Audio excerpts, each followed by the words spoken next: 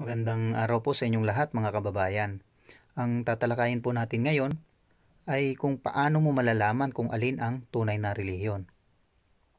Bakit po ba mahalaga na malaman kung alin ang tunay na relihiyon? Kasi nga po napakarami po ngayon ang naglilitawan pong mga relihiyon. Pero ano po ba yung tunay na relihiyon? May tunay na relihiyon po ba talaga? Kaya pansinin po natin kung ano yung itinuro po ng Panginoong Hesus sa kanyang mga tagasunod. Makikita po natin na yung itinuro niya ay isang relihiyon lang. At iyon ang tunay na relihiyon. Yun yung tinatawag na tunay na relihiyon. Para nga itong daan na patungo sa buhay na walang hanggan. Dahil nga sinabi ng Panginoong Hesus sa Mateo, Kabanata 7, talata 14, ganito po yung ating mababasa. Pero makipot ang pinto ang daan at makitid ang daang papunta sa buhay. At kakaunti ang mga nakakahanap dito. Ayan, kakaunti ang mga nakakahanap dito. Yun po yung sinabi ng Panginoong Hesus. Kaya ang pagsambang batay sa mga katotohanan nasa Biblia ang tinatanggap ng Diyos. Ang lahat ng tunay na Kristiyano ay nagkakaisa sa iisang pananampalataya. Ayan, kaya tanging ang pagsambang batay sa mga katotohanan nasa Biblia. Yun lang po yung sinasabi dito na tinatanggap ng Diyos at ang tunay na mga Kristiyano. At sila rin ay nagkakaisa sa iisang pananampalataya. Sa katunayan, ito po yung mababasa natin sa Efeso, Kabanata 4, talata 4 at 5. Ang sabi po ay, may iisang katawan at iisang espiritu. Kung paanong may iisang gantimpala na inialok ang Diyos sa atin, iisang Panginoon, iisang pananampalataya, iisang bautismo.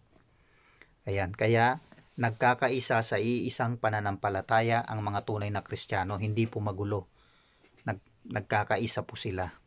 Ayan po, diyan nyo po makikita yung mga tunay na mga Kristiyano o yung isang relihiyon na itinuro ng Panginoong Hesus sa mga tagasunod niya.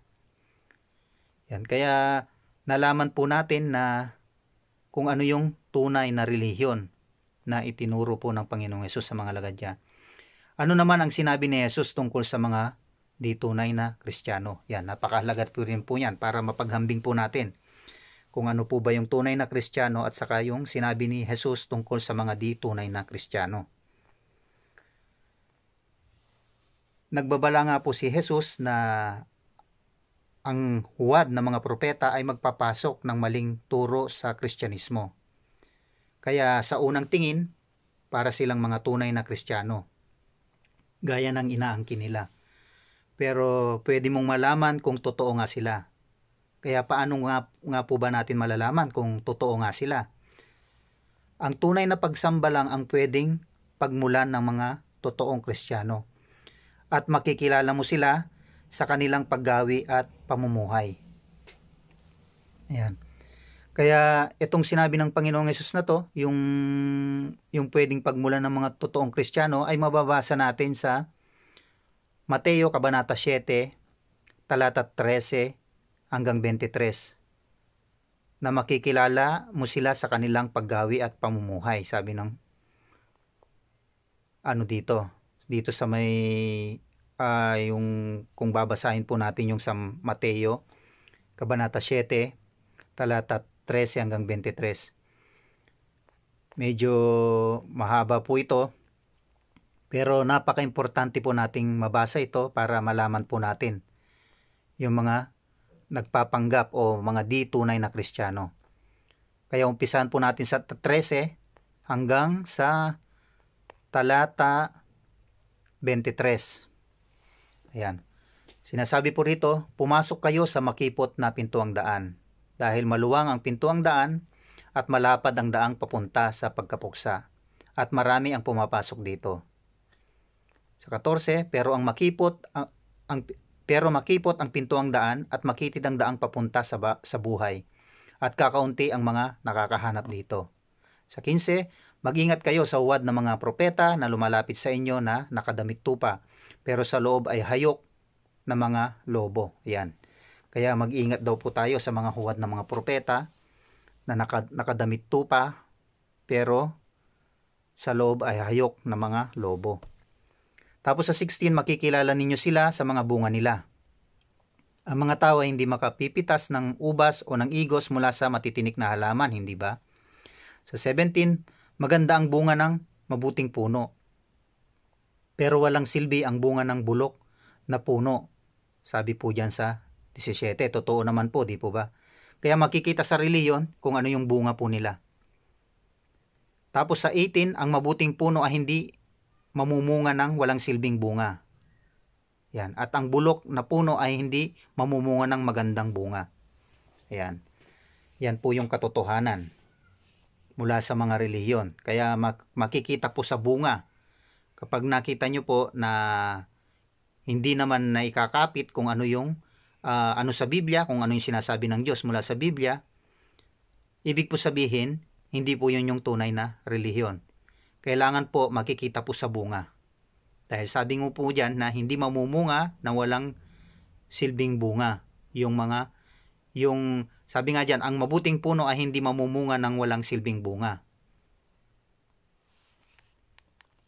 Hindi po ba magulo sa inyo yon? Kaya idiniin po dyan na syempre kapag mabuting puno, mamumunga siya, yung may silbing bunga. Tapos at ang bulok na puno, sabi niya ay hindi mamumunga ng magandang bunga. Kasi nga bulok po yung puno, paano po yun mamumunga ng magandang bunga? Kaya yan po yung ilustrasyon ng Panginoong Hesus tungkol sa mga tunay na hindi Kristiyano. Na hindi yan mamumunga ng magandang bunga. Dahil nga bulok yung puno. Ayan. Kaya yung mga namumuno doon, ibig po sabihin ay hindi yung katotohanan yung inihahayag po nila. Kaya hindi yun mamumunga ng magandang bunga. Diyan po natin makikita yung tunay na relihiyon.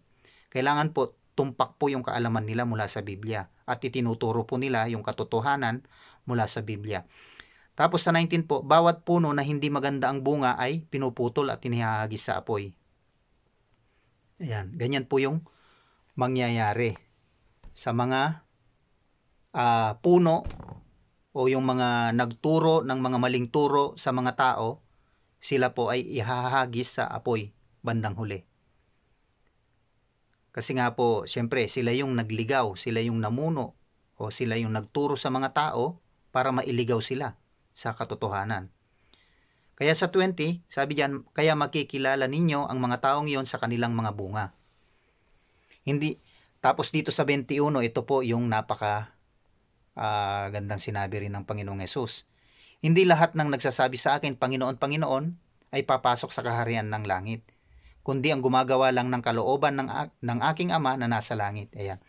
Kaya kahit nakilala nila ang Panginoong Hesus, sinasabi nila yung iba nga po sinasamba nila ang Panginoong Hesus, samantalang hindi naman siya yung Diyos kundi ang kanyang Ama, di po ba? Kaya makikita rito na sabi diyan na hindi sila papasok sa kaharian ng langit, kundi ang gumagawa lang ng kalooban ng aking Ama na nasa langit. Yung kalooban lang daw ng kanyang Ama na nasa langit. Ano ba yung kalooban ng Diyos? Ayan, nakalagay din po lahat dito sa Biblia. Kung interesado po kayo na malaman kung ano yung kalooban ng Diyos, pwede po rin nating talakayin ito sa susunod nating pagtalakay. Kaya sabi sa 22, marami ang magsasabi sa akin sa araw na iyon, Panginoon, Panginoon, hindi ba nanghula kami at sa pangalan mo, nagpalayas ng mga demonyo sa pangalan mo, at gumawa ng maraming himala sa pangalan mo? Ayan. Hindi nila alam na ginagamit na pala sila ng demonyo. Akala nila ang Panginoong Hesus pa rin yung may mga doon, yung pagpapalayas sila ng mga demonyo, ganyan, sa pangalan daw ng Panginoong Hesus. Pero bandang huli, sasabihin sa kanila ay, hindi ko kayo kilala, masama ang ginagawa ninyo, lumayo kayo sa akin. Bakit po ba sinabi ng Panginoong Hesus? Bakit po ba sasabihin ng Panginoong Hesus sa kanila yon?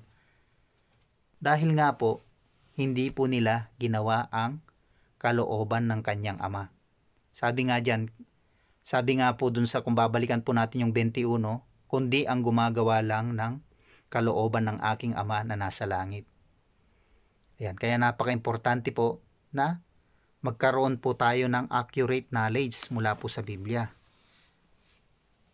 Yan, kaya hindi lang po sapat na mabasa po natin yung Biblia, na makita lang po natin doon na ako at ang Ama ay iisa ayon sa Mateo 10:30, sasabihin na po nating iisa na po ang Panginoong Hesus at kanyang Ama.